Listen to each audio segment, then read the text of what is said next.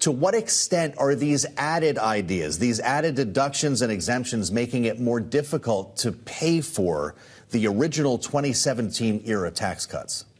Yeah, so there's no question. The promises from both candidates, there are a lot of them. They are very, very expensive, and that would come on top of roughly a $4.5 trillion cost to extend or make permanent the pro-growth, pro-competitive TCJA provisions that are expiring at the end of next year. I think from an so I think both whoever is in the White House is going to have make some very tough decisions working with Congress on how they incorporate them, if they can afford them at all, given the dynamics. I think that's one issue. Second is, economically, I think the special provisions, whether it's the $25,000 home credit, the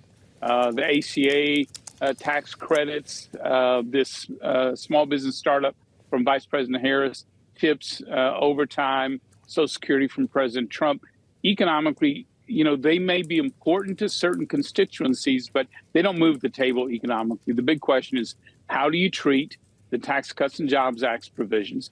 And how do tariffs play in the economy? I think that's really going to drive how our economy performs in 2026 and beyond.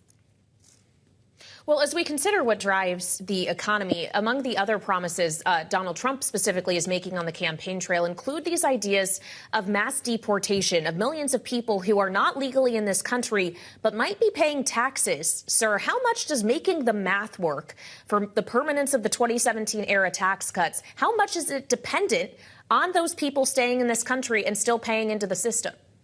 Yeah, well, I would think my thinking is the first thing you do is lock in those tax cuts, especially those that drove growth in paychecks, growth in jobs, America competitive. That's the corporate rate. That's the R&D rate. That's investment incentives that Vice President Harris is targeting, really key to growth.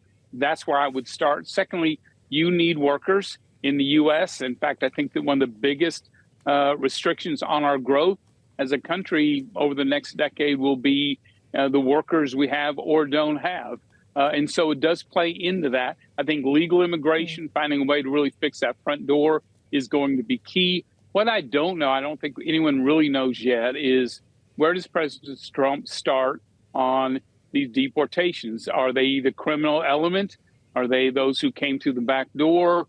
Is he going to assess the 8 to 11 million who came in over the last 3.5 years for refugee status?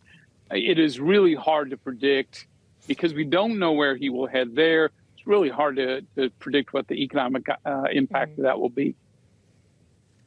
Congressman, we still haven't heard about taxing unrealized capital gains, which is something that Joe Biden had suggested and Kamala Harris has been asked about, but we haven't had a definitive answer on this.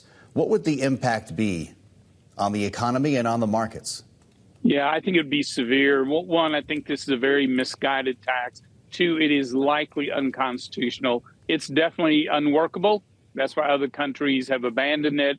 And at the end of the day, I think it's very economically damaging because, look, the investments people make after they earn their wages, especially those that create capital gains, that create growth, even when they're not realized yet, are really important to the economy. Taxing them when they've not been realized will drive investment away in our U.S. economy, certainly will make it more attractive to invest elsewhere in the world, which is easily done.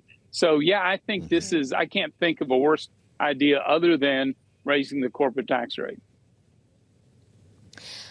Congressman, as we consider what some of the pay-for ideas put forward have been, they include not just the idea that lower taxes will spur growth, which is, I think, in line with your way of framing this issue. But for Donald Trump, it's also this notion that higher tariffs will bring more money into the Treasury's coffers. Is that an appropriate way of thinking about offsetting tax policy, or could that potentially be just as destructive as it is helpful?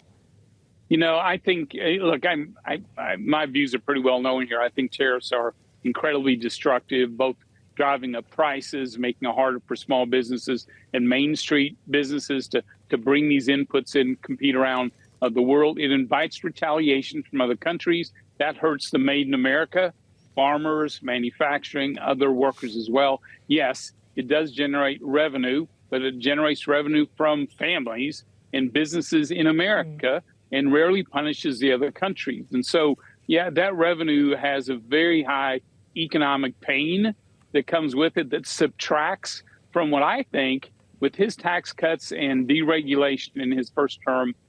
People want that Trump economy back.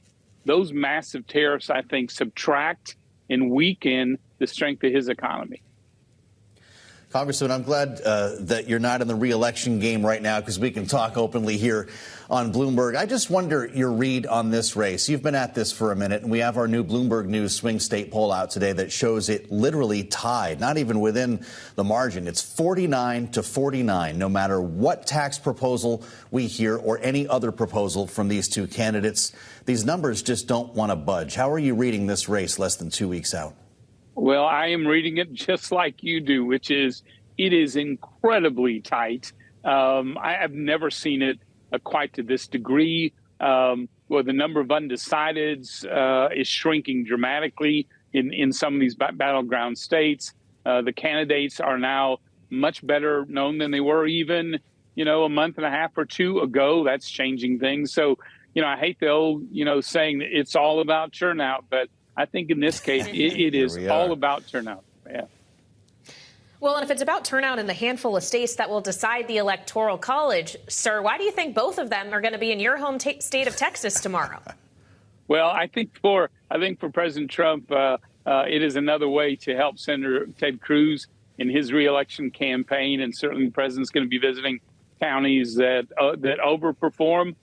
For Senator Cruz. I think for Vice President Harris, it's just a statement to try to flesh out more of her policies that people still are wondering about what they mean. Coming to Houston, which is a heavily Democratic county, won't, again, budge the needle much at voting, but gives her a chance to do messaging in what is not a purple state, is a solid Republican state.